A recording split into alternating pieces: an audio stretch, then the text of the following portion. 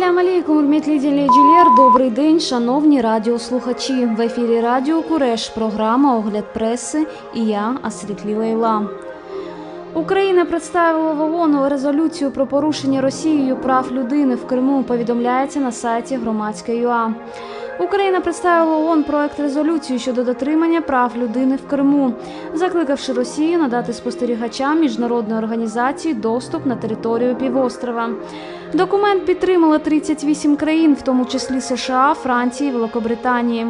У документі засуджують утиск прав людини, дискримінаційні заходи щодо жителів окупованого Криму, в тому числі кримських татар, а також українців і осіб, що належать до інших етнічних і релігійних груп.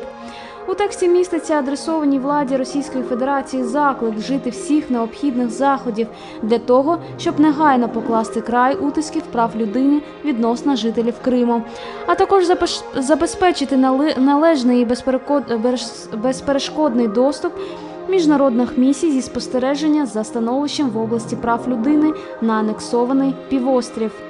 Проект резолюції також вимагає негайно скасувати прийняте Верховним судом Російською Федерацією рішення про визнання Меджлісу кримськотатарського народу екстремістською організацією.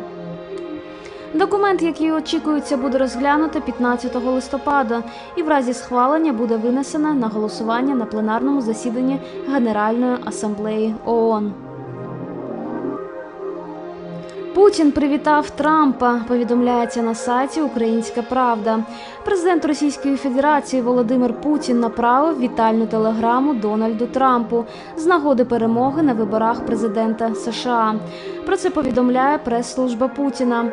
У телеграмі Путін висловив сподівання на спільну роботу щодо виведення російсько-американських відносин з кризового стану, а також щодо рішення актуальних питань міжнародного порядку денного та пошуку ефективних відповідей на виклики глобальної безпеки, сказано в повідомленні. Чергове судове засідання по справі Ахтема Чийгоза, повідомляється на сайті Радіо Куреш. Сьогодні в анексованому Криму проходить чергове засідання щодо заступника голови Меджлісу кримськотатарського народу Ахтема Чийгоза по справу 26 лютого. І як повідомляє адвокат Ахтема Чийгоза Микола Полозов, на судове засідання не з'явилися свідки сторони обвинувачення. Про це Полозов повідомив на своїй сторінці в Твіттер. До обіду свідки не з'явилися. Прокурор просить замінити порядок подання доказів і досліджувати письмові матеріали, написав адвокат. Більше новин на сайті Куреш.Інфо. Це була рубрика «Огляд преси» і я, Асрітлі Лейла. Програма виходить за підтримки Міжнародного фонду відродження. Залишайтеся з нами.